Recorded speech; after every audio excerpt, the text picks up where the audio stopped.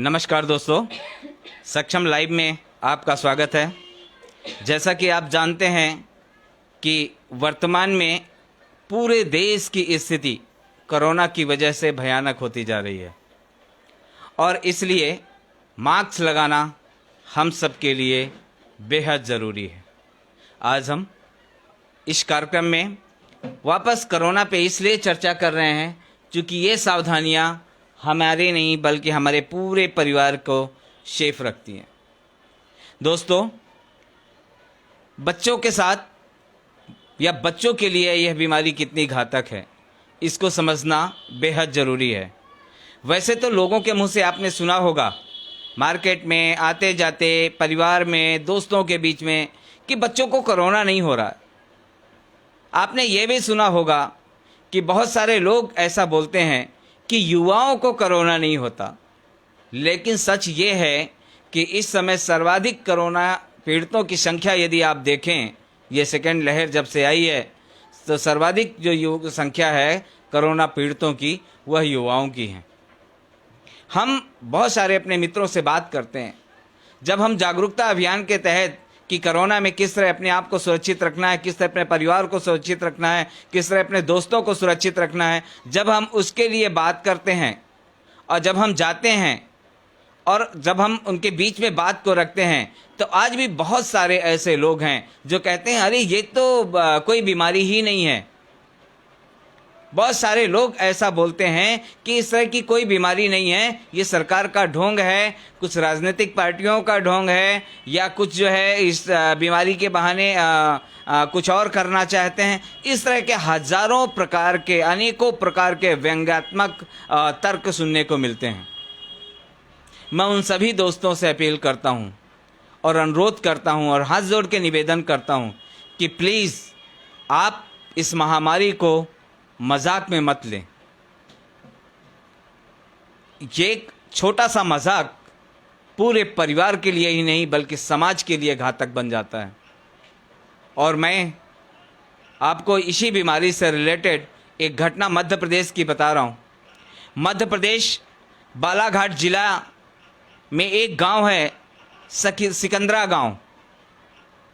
वहाँ पर 10 अप्रैल को, इसी 10 अप्रैल को एक 31 वर्षीय, मात्र 31 ईयर का, 31 वर्ष का एक बच्चा, एक युवा जिसे कहते हैं, उसकी मौत हो गई।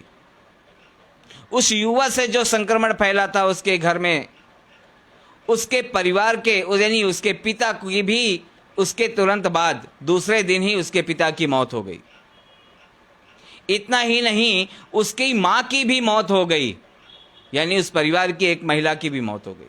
अंत में उस परिवार में सिर्फ एक बच्चा बचा जिसकी उम्र मात्र 10 वर्ष है, एक बेटी है और उसकी उम्र मात्र 10 वर्ष है और वो भी कोरोना पीड़ित है। अब बताइए कि इस कोरोना ने एक पूरे परिवार को, हंसते खेलते परिवार को, एक छोटी सी लापरवाही ने किस तरह पूरे परिवार को ख़त्म कर दिया और एक बच्ची जो अब अनाथ हो चुकी है वह बची है। इस तरह की जो घटनाएं हैं, चूँकि इस घटना को मैंने यूट्यूब में और न्यूज़ में देखा, आज तक में देखा, तो मेरे भी रोंगटे खड़े हो गए कि लोग इसके बावजूद भी, इन तरह की घटनाएं सुनने के बावजूद भी लोग नहीं चेत रहे। इसलिए आज इस लाइव में आकर के आपसे बात करना बेहद ज़रूरी समझा हमने। दोस्तों, इस तरह की जो दर्दनाक घटनाएँ हैं, इससे हमें, ठीक है, एक परिवार तो नहीं बच पाया लापरवाही के कारण या सुरक्षा के कारण, हम कम से कम अब तो सबक सीख सकते हैं। हम अपने परिवार को तो बचा सकते हैं, हम अपने पड़ोसी को तो बचा सकते हैं, हम अपने दोस्तों को तो बचा सकते हैं, हम अपने रिश्तेदारों को तो बचा सकते हैं। कोशिश करो ज़्यादा से ज़्यादा कि हम इस तरह की जानकारियों का लोगों के बीच में ज़्यादा से ज़्यादा हम लोग फैला पाएँ, क्योंकि आपके द्वारा ये जानकारियाँ, दी गई जानकारियाँ अनेकों हज़ारों लोगों के ज़िंदगी बचाने के लिए बहुत अच्छी रहेगी। इसलिए दोस्तों, कितना ज़रूरी है इस बीमारी से जितना लड़ना है उतना ही सुरक्षित रहने के लिए भी हमारे उतने उपाय हमें खुद करने होंगे। आप इस अफवाह में मत जाइएगा कि अस्पताल हमारे लिए हैं। आप बिल्कुल इस तरह की शंका अपने दिमाग में मत रखिएगा कि हॉस्पिटल सिर्फ हमारे लिए हैं। हॉस्पिटल में जगह ही नहीं रहेगी तो हम कहाँ जाएंगे। पूरे देश के हॉस्पिटल धीरे धीरे करके फुल होते जा रहे हैं। और अगर पूरे हॉस्पिटल अगर फुल हो रहे हैं तो आप बताइएगा कि हम लोग कहाँ भर्ती होंगे। इसलिए हॉस्पिटल के भरोसे नहीं, हमें खुद से अपने आप को सचेत रहना होगा, खुद से अपने आप को सावधान रहना होगा और अपने पूरे परिवार को भी सावधान रखना होगा। तभी इस तरह की महामारी से सिर्फ सरकार की जिम्मेदारी नहीं है। मैं फिर आपको याद दिला देता हूं, चाहे वो स्टेट गवर्नमेंट हो चाहे वो सेंट्रल गवर्नमेंट हो, किसी की अकेली की जिम्मेदारी नहीं है कि वह इस तरह की घातक बीमारी से लड़ पाए। सिर्फ पुलिस की जिम्मेदारी नहीं है कि इस तरह की घातक बीमारी से लड़ पाए या आपको लड़ने में आपको अंदर रख पाए। सिर्फ डॉक्टर की जिम्मेदारी नहीं है कि वो सिर्फ आपके इलाज ही कर पाए। इलाज के उपाय भी हमें को खोजने पड़ेंगे और इसका सबसे सरल और सस्ता उपाय है मास्क लगाएं। मास्क लगाएं, 2 गज की दूरी बना के रखें। और बहुत सारे लोगों से आप फेसबुक में पढ़ेंगे, आप यूट्यूब में देखेंगे। मैं तो सरकार से निवेदन करूंगा कि ऐसे भ्रामक विज्ञापन, ऐसे भ्रामक संदेश फैलाने वालों के खिलाफ सख्त कार्रवाई होनी चाहिए, जो फेसबुक में लगते हैं कि जहां चुनाव होता है वहां कोरोना नहीं जाता। ऐसे भ्रामक तथ्य रखने वाले ये समाज को बर्बाद करने की कोशिश कर रहे हैं, समाज को नई दिशा, गलत दिशा की ओर ले जाने की कोशिश कर रहे हैं। मैं दोस्तों, कोरोना ना जाति देखता, कोरोना ना धर्म देखता, कोरोना ना महिला देखता, ना पुरुष देखता, ना बच्चा देखता। यह बीमारी सबको एक से एक नजरिए से देखती है। हमें इस बीमारी से दूर रहने के बारे में खुद सोचना पड़ेगा। कौन क्या कर रहा है, ठीक है, आपकी जिम्मेदारी है समझा देना, लेकिन आपकी जिम्मेदारी गलत प्रचार करना नहीं है। गलत प्रचार कहीं ना कहीं किसी न किसी की जिंदगी ले रहा है। इसलिए हमें इस तरह के तथ्यों से, इस तरह के प्रचारों से, इस तरह की बातों को समझना होगा, इस तरह की बातों को जानना होगा और इस तरह के भ्रामक संदेश जो देने वाले लोग हैं उनसे भी निवेदन करना है कि भैया आप गलत प्रचार मत करें।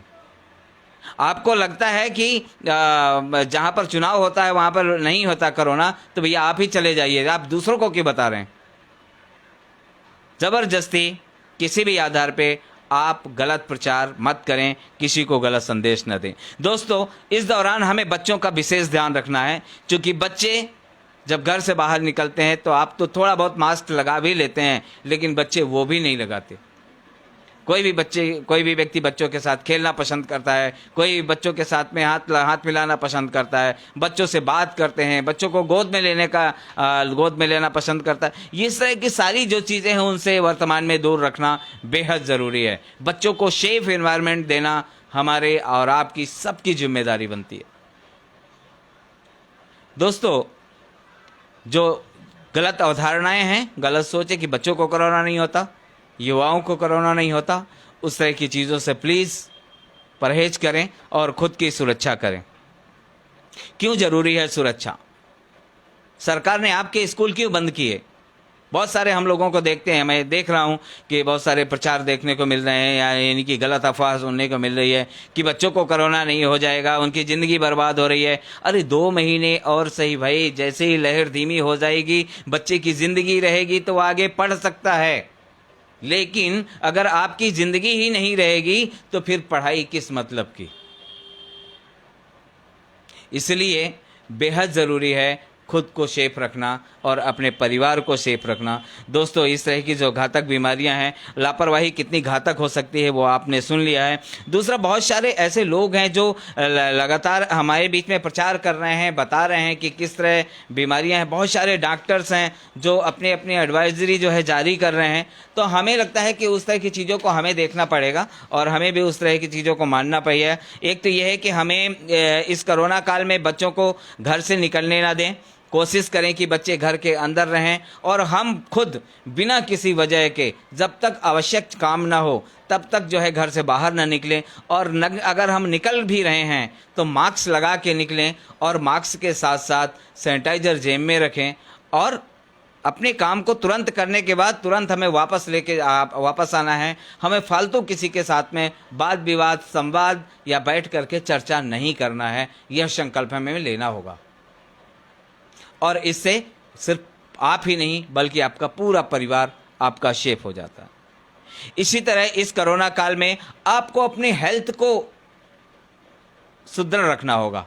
अपने शरीर को फुल एनर्जी बनाए रखने के लिए हमें उस तरह के खान पान की भी तैयारी हमें करनी होगी, खान पान करना होगा, ताकि हमारा शरीर इस तरह के अगर वायरस कभी टकराता भी है तो उससे लड़ने की क्षमता बराबर बनी रहे।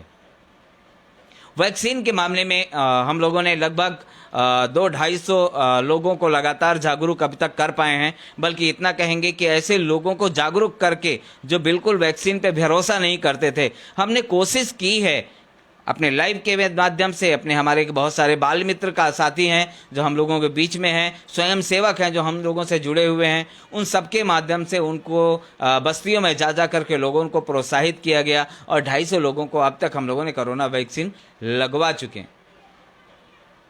और सिर्फ हमारे करने से नहीं होगा, जो लोग इस तरह का जो अंधविश्वास वैक्सीन है ये नुकसान कर जाएगी, इसके बहुत बड़े साइड इफ़ेक्ट हैं, मैंने भी खुद लगाया हुआ है, हमने भी वैक्सीन लगवाई है और आपके सामने बैठे।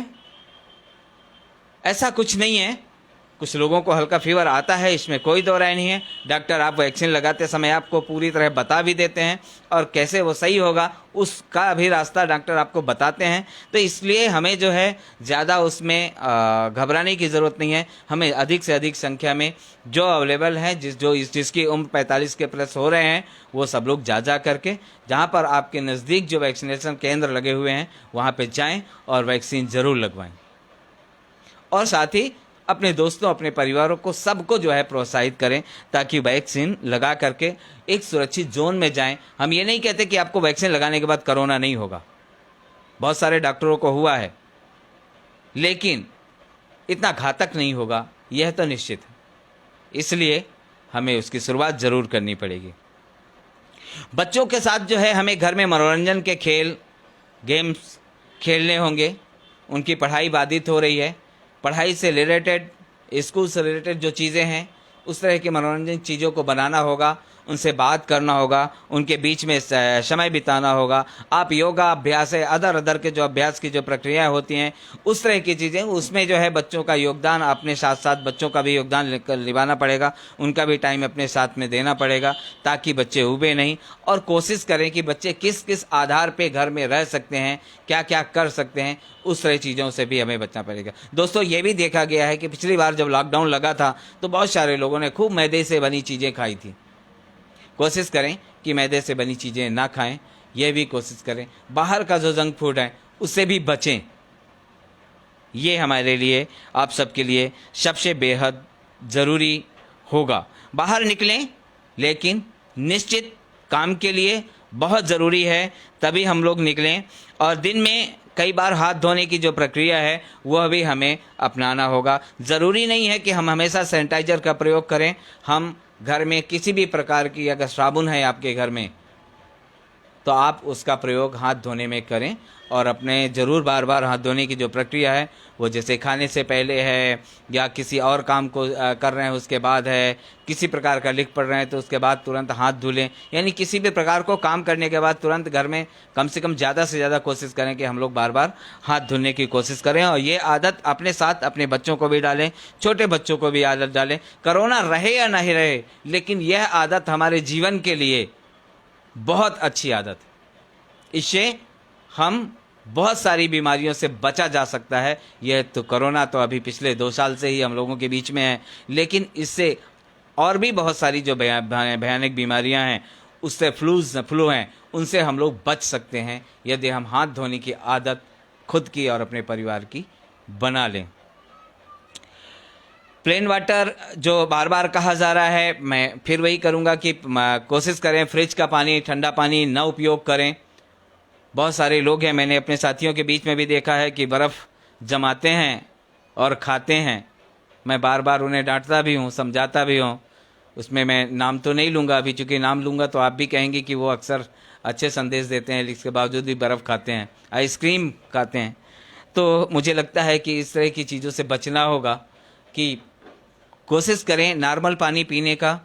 शाम को और सुबह अगर आप आधे गिलास भी अगर गुनगुना पानी खुद पिएं और अपने बच्चों को पिलाएं तो मुझे लगता है वो ज़्यादा बेहतर होगा। जिस तरह का डॉक्टरों का संदेश मैं पढ़ रहा था, डॉक्टर परमेश्वर अरोड़ा जी को, उन्होंने एक बहुत अच्छा संदेश भी दिया था कि हम खुद को अपने साथ कैसे बचा सकते हैं।